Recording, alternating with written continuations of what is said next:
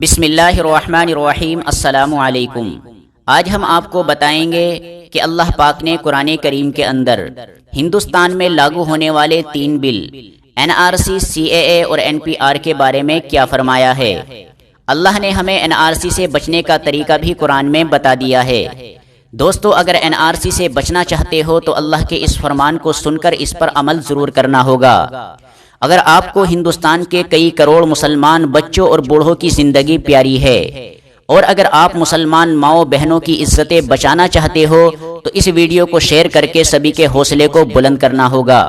اس سے پہلے ہمارے چینل حقیقت انڈین ٹی وی کو سبسکرائب کر کے گھنٹی کے بٹن کو ضرور دبا دیجئے۔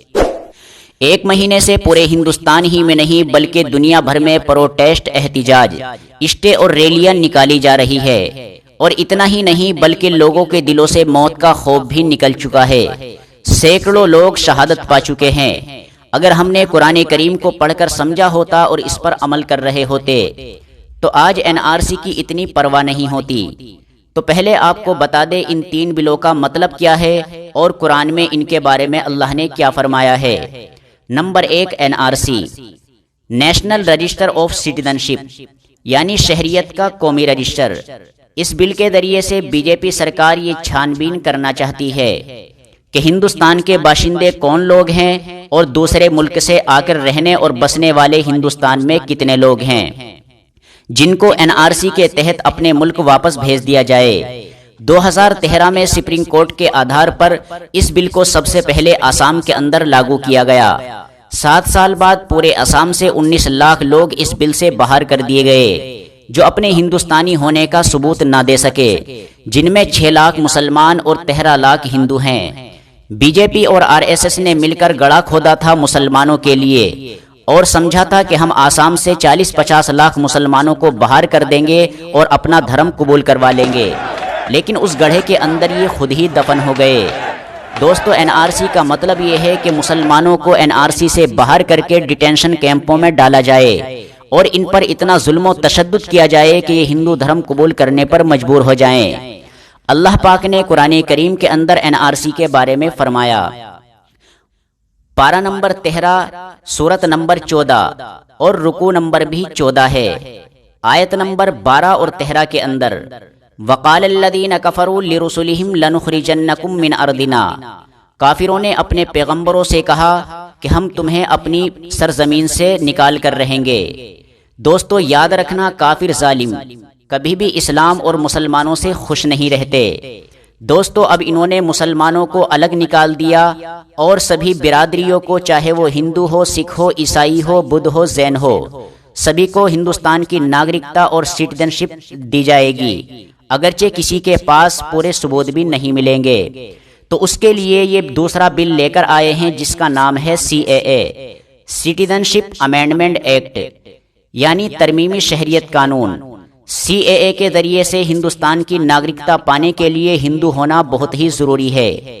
اب یہ چاہتے ہیں کہ NRC سے باہر نکال کے مسلمانوں کو ڈیٹینشن کیمپوں میں ڈال کے ان پر اتنا ظلم کیا جائے کہ وہ ہندو دھرم قبول کرنے پر مجبور ہو جائیں۔ اگر مسلمان ہندو دھرم قبول کر لیتے ہیں تو پھر ان کو CAA کے ذریعے سے ہندوستان کی ناگرکتا دی جائے گی اور وہ ہندوستان کے شہریت یافتہ ہو جائیں گے۔ دوستو، ان دوسرے بل کے بارے میں اللہ نے فرمایا اَوْ لَتَعُودُنَّ فِي مِلَّتِنَا، 1400 سال پہلے کافر یہ چاہتے تھے یا تو ہماری سرزمین سے نکلے یعنی NRC، ورنہ ہمارے دین میں لوٹ کر آ جائیں یعنی ہمارے دھرم کو قبول کر لیں، ہم انہیں اپنے وطن، اپنے ملک اور اپنے شہر کے اندر جگہ دے دیں گے۔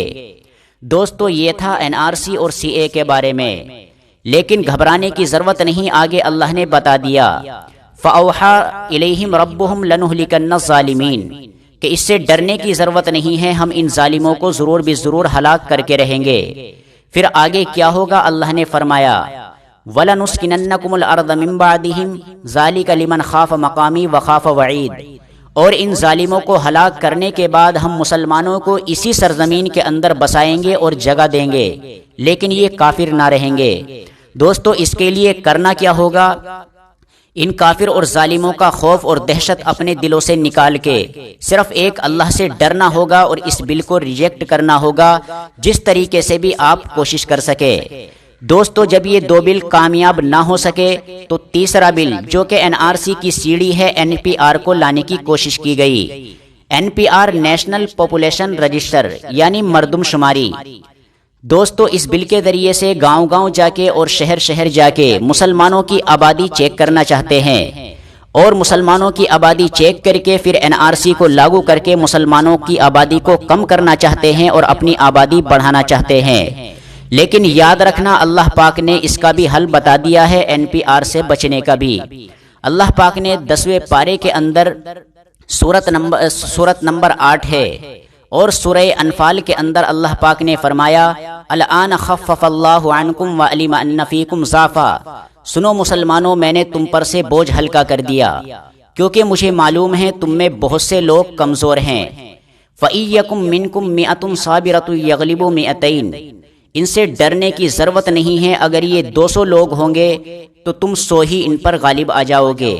وَإِيَّكُم مِّنكُمْ أَلْفٌ يَغْلِبُوا أَلْفَيْنِ بِإِذْنِ اللَّهِ، اور اگر تمہارے 1000 لوگ ہوں گے تو ان 2000 کافر اور ظالموں کو ہلاک کر کے ڈال دیں گے۔ تو دوستو اللہ پاک نے ان تینوں بلوں کے اندر جو فرمایا ہے میں نے آپ تک پہنچا دیا ہے۔ اگر آپ کو مسلمان بچوں اور بوڑھوں کی زندگی پیاری ہے اور اپنی ماؤں بہنوں کی عزتیں بچانا چاہتے ہو، اور اپنی کمائی کے بنائے ہوئے مکانوں کو جن کو 10-10 سال آپ نے کما کے بنایا ہے ان کو کافروں کے ہاتھوں سے بچانا چاہتے ہو، تو اس ویڈیو کو شیئر کر کے سبھی کا حوصلہ بلند کیجئے۔ اور ہندوستان کے سنویدھان نے جو آپ کو پروٹیسٹ احتجاج کرنے کی اجازت دی ہے، آپ جس طریقے سے بھی ہو سکے NRC CAA اور NPR کو ریجیکٹ کیجئے۔ خدا حافظ۔